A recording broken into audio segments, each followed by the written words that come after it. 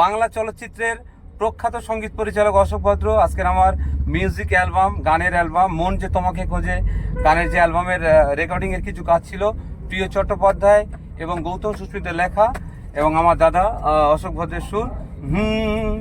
মন যে তোমাকে খোঁজে শুধু শুধু বলে ভালোবাসি। আমাদের হসপিটালের পক্ষ থেকে, দিশরার জ্যাজ হসপিটালের পক্ষ থেকে দাদাকে একটা ডায়েরি দিয়েছি। দাদা আমার গানগুলো লিখবেন ওখানে। আর আমার দাদা যে ফ্যান্স ক্লাব উদ্বোধন করে দিয়েছেন, মেহেদি হাসান ফ্যান্স ক্লাব দাদা উদ্বোধন করেছেন কলকাতা থিমেটিক টিউন স্টুডিওতে। তো দাদারই ফ্যান্স ক্লাবে উদ্বোধন করা সেই ব্যাগ দাদাকে দিলাম একটা। দাদা এক দু কথা বলে দেন আমাদের দর্শকদের।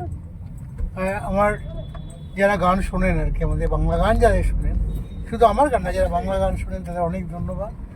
কারণ বাংলা গান যুগ যুগ ধরে বাংলা গান ভালো হয়েছে।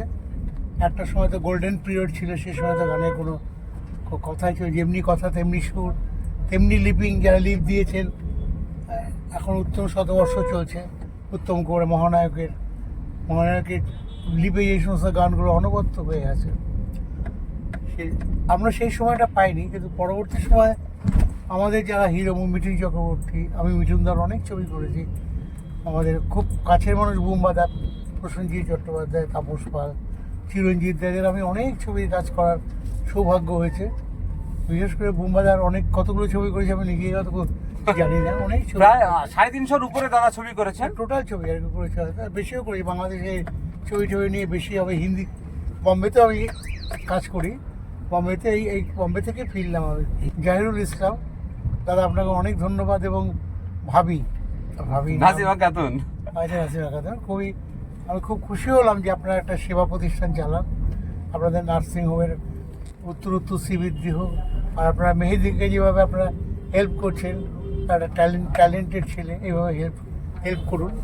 আর কে কোথায় লুকিয়ে থাকে বলা যায় না। তো ও তো একদম শূন্য থেকে উঠে এসছে একটা জায়গা পেয়েছে আস্তে আস্তে, জিরো থেকে রিয়েল হিরো।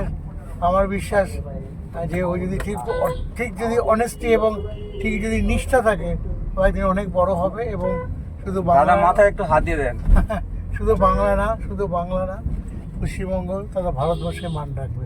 তার জন্য সবার আগে নিজেকে রিয়াজ করতে হয়। মানে ফাঁকিবাজ করে কিছু হয় না। দাদা আমি আজকে থেকে গানে চলে এলাম। বাংলা ছবিতে আমি কথা দিলাম, বাংলা ফিল্ম ইন্ডাস্ট্রিজ আমি নেক্সট আমি কৌশিক ব্যানার্জি, লাবণী সরকারের সঙ্গে বিভিন্ন রকমভাবে যোগাযোগ রাখি। রিমঝিম গুপ্ত থেকে শুরু করে আমাদের বোম্বাদা, মিঠুন চক্রবর্তী থেকে শুরু করে রচনা ব্যানার্জি, ঋতুপর্ণ সেনগুপ্ত, সবাই দাদা আছে মানে আমার সাপোর্টে আছে। দাদা মানে আমি টোটাল ইন্ডাস্ট্রিজকে আরও সুন্দর করে আমপা পরিবারের যত ফ্যান ফলোয়ার আছে সবাইকে দিয়ে প্রয়োজনে বাংলা একটা ছবি, আগামী দিনে আমপা পরিবারের প্রযোজনায় একটা বাংলা ছবি সম্ভবত আমার ইচ্ছা আছে, স্বপ্ন আছে। দাদা রিয়েল হিরো, সমাজে যারা রিয়েল মানুষের বিপদে সমস্যার পাশে দাঁড়ায় তারাই রিয়েল হিরো হয়। তো এরকম এরকম যুব সমাজকে মানে আমি যুব সমাজকে অনুপ্রেরণা দেওয়ার জন্য, তাদেরকে একটু সৎ পথে পরিচালনার জন্য আগামী দিন আমপা পরিবারের প্রযোজনায় একটা ছবি হয়তো রিলিজ করতে পারি। দাদার গানের সুরগুলো সমস্ত গানগুলো দাদার সুর থাকছে এবং আরও অন্যান্য আমি গাইবো এবং চাইবো। দাদা কদিন আগে জুন ব্যানার্জির একটা গান করিয়েছেন, তো দাদা আমারও গানের বলছিলেন আমার গানের সাথে জুন ব্যানার্জির একটা ডুয়েট করানোর জন্য। তো দেখছি দাদা যদি পাশে থাকে মানে আমি বাংলা ইন্ডাস্ট্রিজকে আরও সুন্দর করে সাজাবো ইনশাআল্লাহ। তো অনেক দিন আমাকে বলেছে দাদা আমি যাবো একটা গলাটা খারাপ না, আমি বলেছি কাউকে কপি করো না, নিজের মতো গাও। আর ভালো গায়, গলার মধ্যে সুর আছে ভালোই। আমার ওর একটা বা দুটো গান করার খুব ইচ্ছে। তা আজকে আমার সঙ্গে প্রিয়র একটা নতুন ছবি নিয়ে বসার আছে, প্রিয় চট্টোপাধ্যায় বিখ্যাত গীতিকার, ওর সঙ্গে বসবো। তখন ওর একটা গান আমি করাবো প্রিয়কে দিয়ে, আমি সুর করব, ও গাইবে। আর আরেকটা গৌতম সুস্মিতা আমার খুব কাছের মানুষ। আমার ওর সঙ্গে অনেক গান করেছি, প্রচুর গান, হিট গান করেছি। তো গৌতম একটা গান করবে, ওর একটা পথ চলা শুরু হচ্ছে। আপনারা সবাই মিলে আশীর্বাদ করুন যাতে ওর আগামী দিনটা অনেক শুভ হয়। এবং একটা কথা, যাই করো না করো নিজেকে প্র্যাকটিস করতে হবে, অন্তত 2 ঘন্টা নিজেকে বাড়িতে প্র্যাকটিস করতে। আগেকার দিন আর্টিস্টরা এখনও গাইছে কী করে, তারা রেওয়াজ করতেন বলে।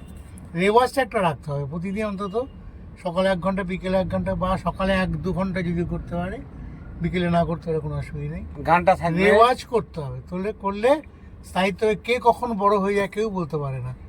একদিন সবাই ছোটই থাকে, কিন্তু আস্তে আস্তে সে নিজের জায়গাটাকে, নিজের কর্মপ্রচেষ্টা, নিজের অনেস্টি, সবচেয়ে বড় কথা হচ্ছে অনেস্টি, সেটা নিয়ে যদি সে কোনোদিন নিজেকে প্রতিষ্ঠা করতে পারে, তার জন্য ঈশ্বরের দান, আল্লাহর দান সবার রয়েছে। সবাইকে ঈশ্বর দেখবেন। শুধু একটাই কথা, ভালোভাবে চলতে হবে, মানুষের সেবা করতে হবে, যেটা আমার খুব ভালো লাগে। আপনি একটা হসপিটাল করেছেন, খুব ভালো লাগছে। জাহির ভাই, অনেক অনেক ভালো থাকবেন আপনি। আর যেটা বললাম, মানুষের সেবা এবং সৎ পথে থাকলে সে কখনো তার কোনো ক্ষতি হবে না। সে উত্তর অনেক বেশি নাম করবে, এবং শুধু বাংলায় না, ভারতে না, সারা পৃথিবীতে নাম করবে, এই আশা রাখি।